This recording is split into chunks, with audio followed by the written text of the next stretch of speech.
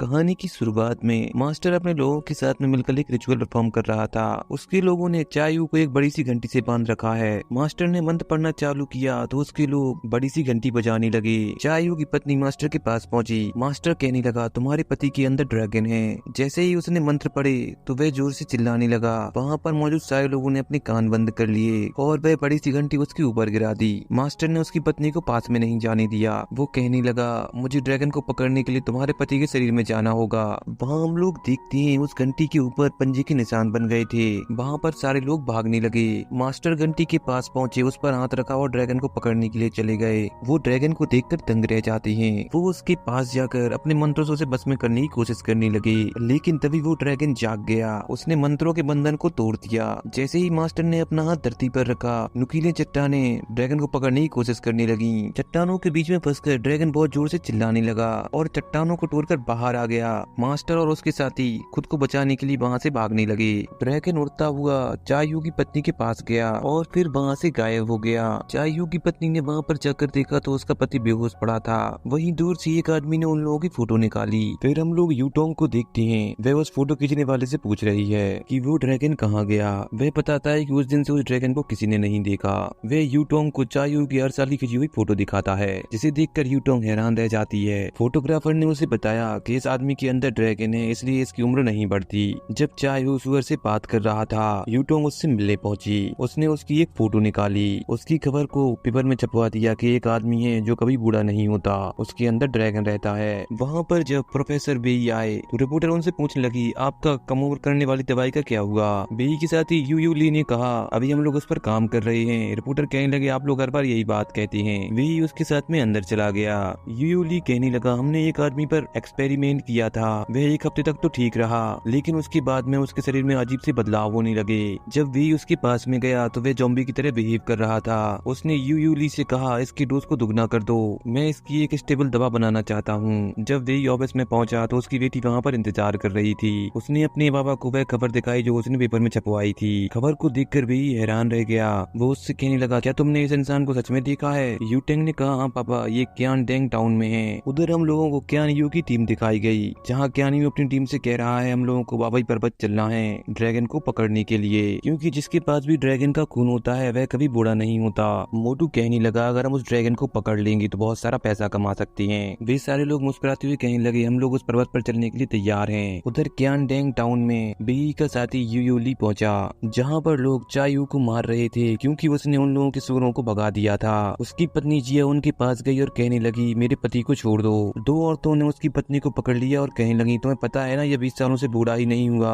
और जिस तांत्रिक को तुमने बुलाया था वो कह रहा था कि एक समय के बाद में ये अपना आपा खो देगा। उसकी पत्नी चिल्लाकर कहने लगी, ऐसा कुछ भी नहीं होगा। अपनी पत्नी को बचाने के लिए चायू ने जाल तोड़ दिया और उन लोगों पर अटैक करने लगा। सारे गाँव वाले मिलकर उसका कुछ नहीं बिगाड़ पा रहे थे। वो एक एक करके आदमियों को मारने लगा। सारे लोगों ने उसे घेर लिया। एक आदमी ने उस पर वार किया तो उसकी वार से उसे कुछ फर्क नहीं पड़ा, बल्कि उसने उसका गला पकड़ लिया। यू ली ने वहाँ पर उसे पीछे से गोली मार दी, जिससे वह बेहोश हो गया। वह उसकी पत्नी को जाकर बताता है कि मैं जियांगनिंग संस्थान में एक रिसर्चर का काम करता हूँ, मैं आपके पति का इलाज कर सकता हूँ। वह कुर्सी से उतरकर उसके पास आया और उसका नाम लेने लगा कि तुम यू ली हो, जिससे यू ली चौंक गया। दूसरी ओर क्यान यू की टीम उस पर्वत की ओर निकल पड़ी। रात होने पर वे लोग एक जगह पर रुकते हैं। उनका एक आदमी कहने लगा, मिस्टर मत्सुमोता ड्रैगन्स पर रिसर्च कर रहे हैं। अगर हम लोग ड्रैगन को पकड़कर उन्हें दे देंगे तो हम लोग बहुत सारा पैसा कमा सकते हैं। क्यान यू कहने लगा, हम लोग ऐसा बिल्कुल नहीं करेंगे। ड्रैगन हमारा है और हमारे पास ही रहेगा, हम उसे विदेश नहीं जाने देंगे। जिसकी वजह से दोनों में झड़प होने लगी। उनके साथियों ने दोनों को शांत कराया। वहीं प्रोफेसर बेई चायू से मिलने पहुंचा। वो उससे कहता है कि तुम मुझे जानते हो क्या। उसने कह दिया नहीं। जब उसके आदमी सूरों को मारने लगे तो वह उनसे लड़ाई करने लगा। तभी उसकी एक साथी उसकी पत्नी को मारने की धमकी देती है। चायू कहने लगा, मेरी पत्नी को छोड़ दो। प्रोफेसर उसके पास गया और कहने लगा, अगर तुम हमारे साथ में बाबाई पर्वत पर चलोगे तो हम तुम्हारी पत्नी को छोड़ देंगे। चायू उसके साथ में चलने के लिए मान गया। जब वे लोग रास्ते में जा रहे थे तो वहाँ पर उन्हें वेई की बेटी मिल गई। प्रोफेसर ने उसे साथ में आने के लिए मना किया था, लेकिन वह फिर भी आ गई थी। तभी उसे वहाँ पर चायू दिख गया। वो उसके पास गई तो वह कहने लगा, ये लोग मुझे परेशान कर रहे थे। जाते हुए यूटोंग अपने पापा से कहने लगी, आप मुझसे एक वादा कीजिए कि जब आपका काम खत्म हो जाएगा तो आप चायू को छोड़ देंगे। वहीं किन यू की टीम जंगल में आगे बढ़ रही थी। वे लोग आगे बढ़ते हुए एक पेड़ पर निशान बना जाते हैं। जब वे अपने साथियों के साथ में जंगल में पहुंचा तो वह कहने लगा, सब लोग लोग साथ में मिलकर रहना, क्योंकि ये जंगल बड़ा ही खतरनाक है। वहाँ पर उन लोगों को क्यान यू ने जो निशान बनाया था वह दिखाई दिया। तब वे लोग उसी रास्ते पर आगे बढ़ते हैं। बेई की साथी ने आकर बताया कि चायू हमारे पास से भाग गया है। वो कहने लगा तुम लोग जाओ उसे मिलकर ढूंढो। तभी वहाँ पर आदमखोर बेलें उन्हें मारने लगी। वे सारे जन एक जगह पर इकट्ठा हो गए। जैसे ही बेलें उनकी ओर आने लगी तो वे उन पर वार करने लगे, लेकिन बेलें एक तरह गार्ड्स को मारने लगी। एक बेल ने तो बेई को भी जकड़ लिया। उसके साथी ने बेल को काटकर उसकी जान बचाई। वहीं चायू यू टोंग को बचाते हुए वहाँ से भागने लगा।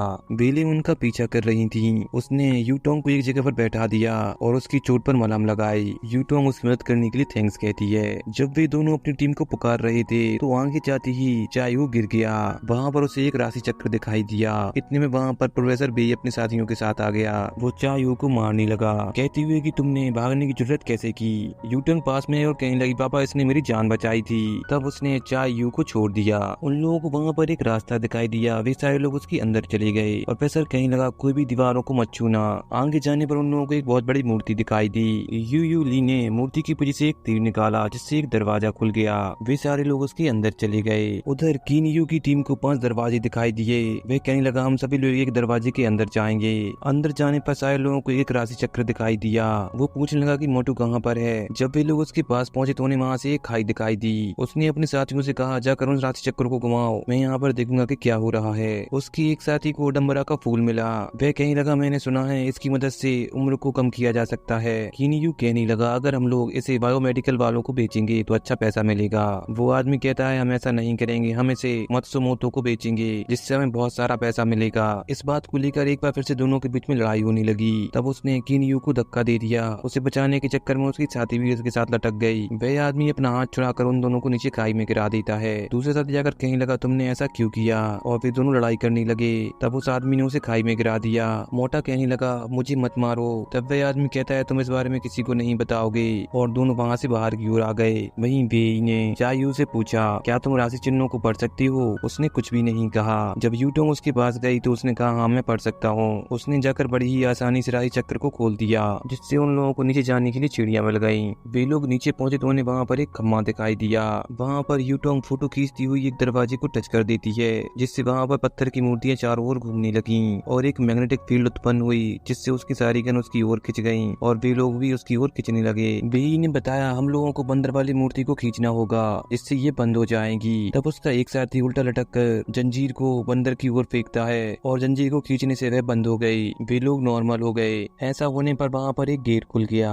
अंदर जाकर बेई ने चायू को मारना चाहा। वह कहने लगा अगर तुम ऐसा करोगे तो बाहर कैसे जाओगे। तब वे लोग वहाँ से बाहर आती हैं। एक जगह पर पहुंचकर वे मंत्र पढ़ने लगा, जिससे चायू के सिर में बहुत दर्द होता है। वे बेई के ऊपर अटैक करने के लिए गया और एक चट्टान के पीछे चला गया। तब उन लोगों के सामने एक बहुत बड़ा ड्रैगन आता है। वह उन लोगों पर हमला करने लगा। वे लोग खुद को बचाने के लिए उस पर फायरिंग करते हैं। फायरिंग कर रहे आदमी को ड्रैगन ने खाई में गिरा दिया। जब यू ली ने उस पर फायरिंग की तो वह उसे भी नीचे गिरा देता है। ड्रैगन जब बेई को मारने के लिए जा रहा था तो उसकी बेटी सामने आ गई तो वह उसके शरीर से होकर गुजर गया और गायब हो जाता है। बेई पूछने लगा कि ड्रैगन कहाँ गया। चायू उसके सामने आया और बेई पर गन तान दी। जब बेई दोबारा मंत्र पढ़ता है तो वह कहने लगा इस मंत्र से कुछ नहीं होगा, ये तो मेरे द्वारा बनाया हुआ एक इल्यूजन था। बेई पूछने लगा अगर ड्रैगन नहीं है तो तुम अभी तक जवान कैसे हो। वह कहने लगा तुमने मुझे 20 साल पहले मार दिया था, उसी का बदला लेने के लिए मैंने ये सब कुछ किया और उसके सामने ही अपना मुखौटा उतार दिया। उस वक्त मेरी जिया ने जान बचाई थी।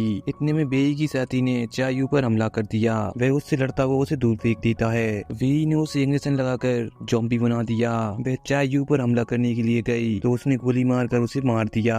जब वो बेई को मारने वाला था तो यू टोंग ने उसे ऐसा करने से रोक लिया। इतने में वह ज़ॉम्बी लड़की उन लोगों पर दोबारा हमला करती है। बेई अपनी बेटी को बचाने के लिए वो ज़ॉम्बी को लेकर खाई में कूद गया, जिससे उन दोनों की जान बच पाई। लास्ट में चायू अपनी पत्नी के साथ में फोटो निकलवाता है। मास्टर ने उन्हें मुस्कुराने के लिए कहा। यहाँ पर ही ये फिल्म खत्म हो जाती है।